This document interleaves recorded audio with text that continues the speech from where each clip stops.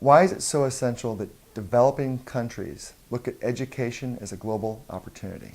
I had a bunch of assumptions when I first got to developing world. I had been obviously in developing countries before for holidays, even for work, but never from the I guess hard point of view of what can be done for the people there and what do they really need. And I'm not talking about taking clean water, etc., which is amazing endeavors. But this was about people who are already relatively privileged there. So those who have gone to high school and so. I gone down there with this idea, hey, we have a system that can connect every student on the planet with every university. So your best students can be contacted by the best universities. And even as I was walking in the office of the education minister of Rwanda, which is my first country with this, I kind of had this worry and saying, is this guy going to tell me how about brain drain? My best guys are going to go abroad.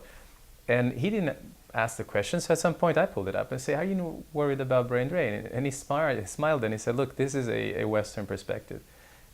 We have capacity within our universities to educate 0.7% of the people that are in the right age for university because we don't have enough professors and schools. Therefore, if another 0.5, 0.6, 1, I don't know, percent can be educated abroad, I'm happy. Some will not come back, but some will. So you see, sometimes the rhetoric of the problem is overtaking the rationality and the good sense of solving the problem.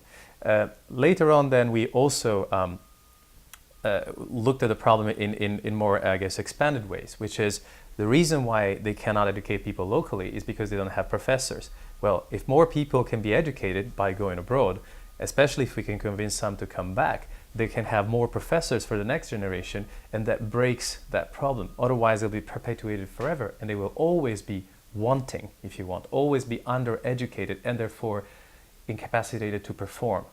That's the first part. And then the second part is we started working in Egypt, for example, with sitting with some people from Microsoft and the Industrial Development Board of Egypt. What else can be done that is smart?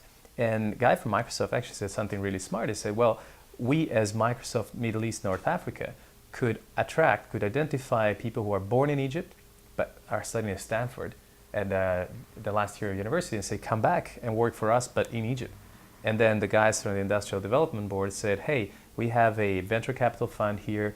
We could do the same. If somebody is now graduated from an American university, they may want to start a company. We can tell them through your system, hey, there's money here, come take it, start your company, we give you the coaching, which I think is very powerful.